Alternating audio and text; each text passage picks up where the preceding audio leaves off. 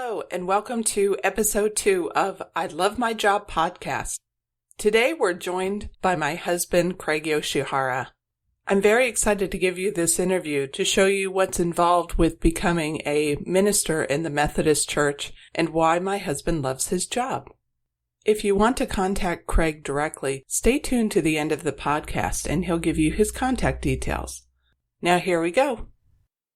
Hi, Craig. Thank you for joining me on my podcast. Thanks, Cassie. Can you take a minute to introduce yourself, tell about where you live, and a little bit about your personal life?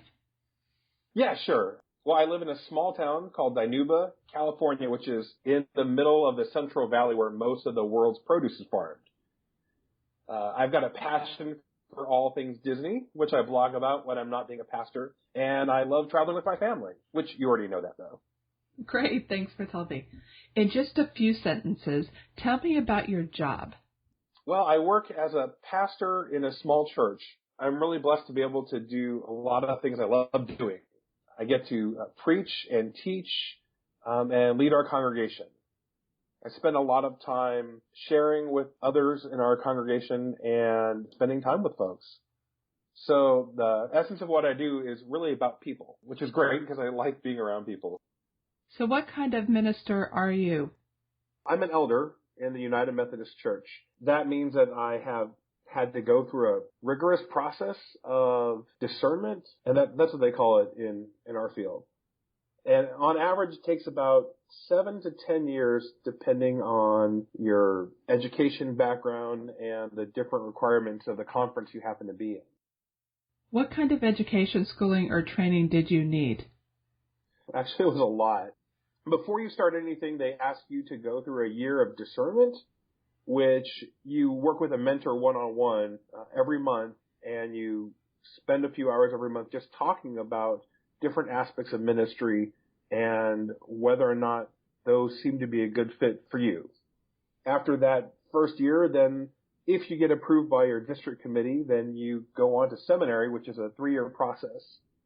During which you have a number of different kinds of training.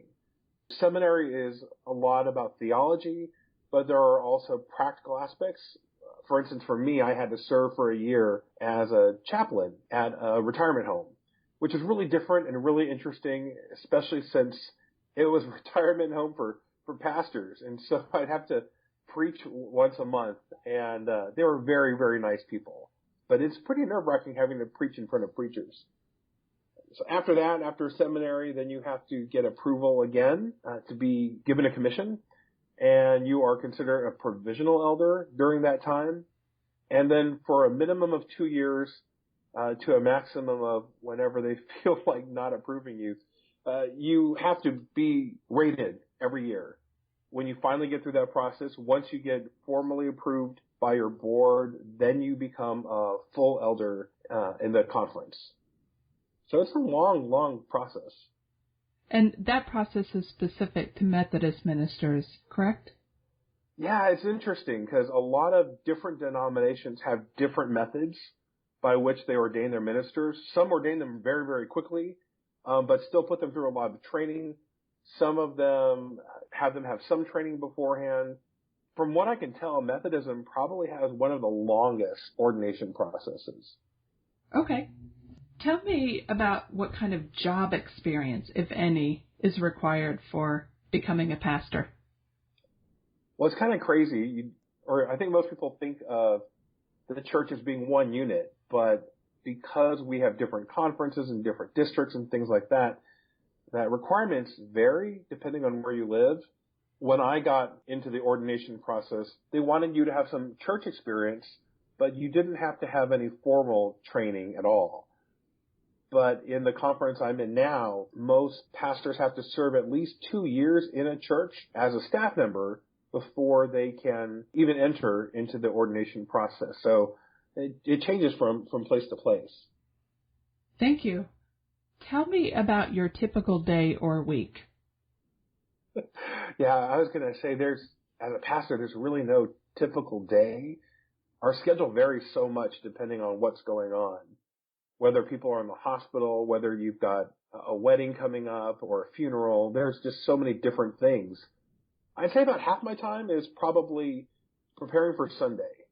That's probably the most important day of the week for me, as you can imagine. Part of that is sermon writing. Part of that is setting up Bible study. Part of that is really studying for the sermon, because at least for me, it's really important that when people hear what I'm sharing, that they know they can trust it and rely on it. So it takes a lot of research in how to not only give the information, but say it in a way that will maximize how people hear it. So I'd say about half my time is doing sermon writing, and the other half is split between lots of administrative stuff, meetings, visiting folks, going to hospitals, spending time doing other activities like a once-a-year dinner that we do. We have breakfast that we do. So attending events and things like that, and volunteering for stuff in the community. It's a lot, but it's also really fulfilling at the same time. Well, it certainly sounds like a lot, and I know for sure that it is. Out of all of the different years that you've been a minister, tell me about a funny or interesting story of something that happened to you on your job. Well, I don't know if it'll be funny to most folks. I know that for me, it was funny and cute at the same time.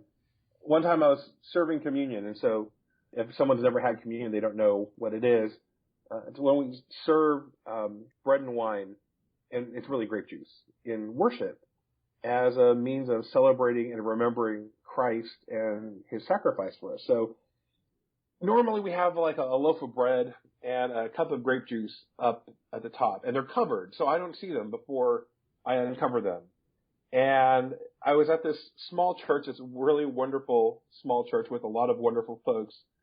And normally they have like a mini loaf of bread or just like a small tiny loaf. And so I didn't even think about what I would encounter underneath the cover. But as I'm going through the worship service and get to that part when we do communion, I reveal the bread as you're supposed to. And instead of like a loaf of bread, there's like just 2 slices of Wonder Bread. It was just hilarious. Because I mean, normally it's like, people take the time to like have homemade bread and stuff, and it's like Wonder Bread. So that was really funny. Did you feed it to the birds afterwards? Oh, no, we had just enough for everyone, and so it worked out well, but it was hilarious. Oh, that is very funny. So now is a harder question, is what do you dislike about your job? I think the hardest part about being a pastor is having like 100 people being your boss. It's tough because everyone I found out has different expectations of what they want from a pastor. Some have very traditional views of a pastor. Some have more professional views of a pastor. Some have very contemporary views of a pastor. And if all those things sound like there's no real meaning behind it, it's because for everyone it's different. And people expect different things. So what I bring to the table might be very different than what the pastor before me has brought or what they're expecting. It's hard to discern sometimes exactly what those expectations are because the job is really fluid. As you can imagine having to do so many different things, from administration to pastoral counseling to performing weddings. You're doing so many different things that obviously it's tough to get a handle on what defines exactly what a pastor does. I had one congregant compare me to a previous pastor and said, my pastor before drove 3 hours and 300 miles to go visit my sick friend's cousin's brother. I was just like, that's great, but, I'm probably not going to do that. On the other hand, I've had people who are like, I'm so glad you're our pastor. Our pastor never did this before. Our pastor never did that before. And so everyone brings different things to the table. Trying to answer to different people's expectations is probably the hardest thing. And I think that it's just something that you have to learn to negotiate around. Well, it sounds like it has its ups and downs. So tell me about what you love about your job. That was hard because there's so many different things. I love when I make a connection with the kids and they really seem to just get it. Because sometimes kids have the deepest faith. And hearing them talk about God and talk about Jesus is ultimately rewarding. I love when someone who hasn't been to church in forever comes in and says, "You said something that meant so much to me." Or someone who's been to church for forever comes up and says, "I never heard the Bible in that way before. That really meant a lot to me." So I think it's those smaller moments, those one-on-one moments that really make the biggest impact on me. Just knowing that sometimes, I've made a difference to somebody makes it all worthwhile. I think that's the best part of the job, is just knowing that there are times when you really make a difference. Well, I can tell that you love your job.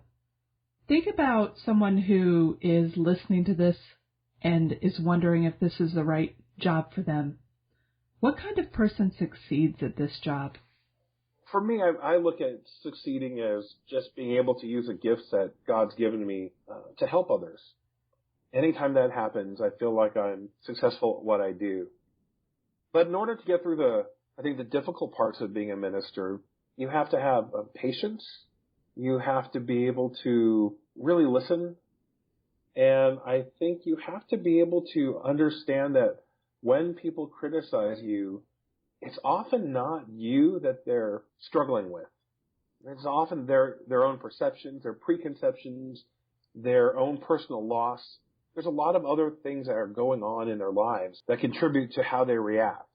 So being able to just kind of take that and let it go, which I tell you is not always easy. I mean, I've struggled with it a lot. But I think if you want to be really successful at it, you've got to be able to accept criticism without taking it too personally. Otherwise, you're just going to feel battered, and you'll miss out on all the great stuff that there is about being a pastor. Thanks. That was good advice. I'm sure it'll help some folks. The last couple questions I have for you is, I think I know how you're going to answer this, so if you have two, it's okay. But what book recommendation do you have for folks? It could be or could not be job related. Gosh, I actually could have answered with 10 or 12. I was going to say Next Generation Leader by Andy Stanley, because I love his stuff, and I think he's great at discerning wisdom, not just for churches, but for general populace also. But my favorite book that I would recommend to any pastor is called Be Our Guest, and it's by the Disney Institute. It is the most significant book on hospitality and how best you can get people interested and excited about what you do. And it doesn't have to be theme park related or whatever. There's so much I learned from it that applies to the church that I found it to be a great resource. Another book I would recommend, especially for someone first starting out in ministry, and I wish I had read this book myself when I started, but anytime I transition, I think it's a great book. It's called The First 100 Days by T. Scott Daniels. The sound advice that he gives is so pertinent to beginning ministry, and I found that just listening to his words and reading what he had to say really helped me in my latest appointment. I found that it's really helped to guide me in a lot of really significant ways. So Be Our Guest by the Disney Institute and The First 100 Days by T. Scott Daniels. I think those are two of the best. I'm surprised you didn't list the Bible. Well, I don't know if it's a recommendation, because I think that if you don't have the Bible, you're in a lot of trouble. Okay. Anyone who expects to go into a ministerial field, I would assume that you already know the Bible. Otherwise, you're in a real lot of trouble, and you should really think about whether or not you want to do this. That's a really good point. Okay, last one. Do you have any parting words of wisdom for those who might be interested in this as a career? Yeah, pray a lot. That's what I would say. Pray a lot. And I don't mean that just comically. I mean that in the sense that you do really have to think about whether or not this is the right fit for you. You can serve God in a number of ways, and it doesn't have to be in ministry. And I'll tell you, it's not just a time commitment, but it's a monetary commitment. Seminary is not always cheap, and you don't always get a scholarship. Beyond that, there are a lot of things that go along with it. In our denomination, we itinerate. And so we move fairly often. There's a lot of things that maybe, if you are thinking about that kind of life, that you should really talk about with a pastor, someone who's been doing it, to help you go through it. I mean, that's one of the things I did like about our process, was that we spent a lot of time praying together about if this was right for me. Only after a lot of time and effort and prayer did I finally make it all the way through to ordination. I'd recommend it. Really pray and really try to figure out if this is the best way that God's calling you to serve. But if it is, it'll be an amazing journey. It'll be filled with difficulty, but also be filled with laughs and celebrations and just some amazing moments that you could never get anywhere else. Craig, tell me about what you do in your off time when you're not being a pastor. It's funny. I try to make sure that I take enough time to be with family and do stuff. You'll often find me at Disneyland or doing something Disney related. I really, outside of God, the church, and my family, have a real passion for Disney.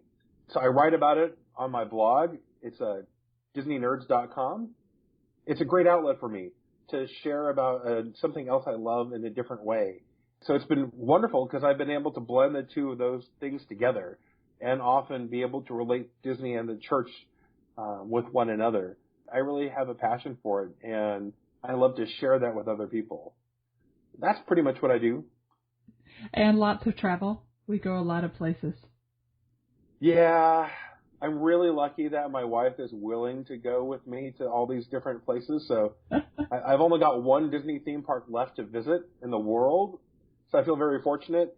From everything I've heard, Shanghai Disneyland, which is the last one I have not visited, is supposed to be tremendous and huge. That'll be fun. One of my fellow pastors, who I believe is from China, actually told me, he said, yeah, you'll probably have to spend at least a week there. And I was thinking, yeah, I don't know if I can convince my wife to spend a whole week of just Disney. But yeah, I'm looking forward to it. It'll be fun. I am sure I can find something to do. Thank you so much, Craig, for being on the I Love My Job podcast. This was really informative, and it may be that others have questions. Do you have a way that they can contact you? Yeah, I'd be happy to talk with anyone. You can either email me, which is always really easy, at umcpastorcraig@yahoo.com. Or you can also find me on Facebook under the same name. Just look for Craig Yoshihara, and you'd be able to find me there too. But yeah, I'd be happy to answer any questions anyone had or be willing to share with them my own perspective. So thanks for the opportunity. I really appreciate it. Well, thank you for being on the show. Thank you, everyone, for joining me on the I Love My Job podcast. If you have any questions or would like to contact me, I can be reached through my email, Cassie@CassieCrossley.com, CassieCrosssley, or you can reach me through my website, ilovemyjobpodcast.com. Thank you again for joining.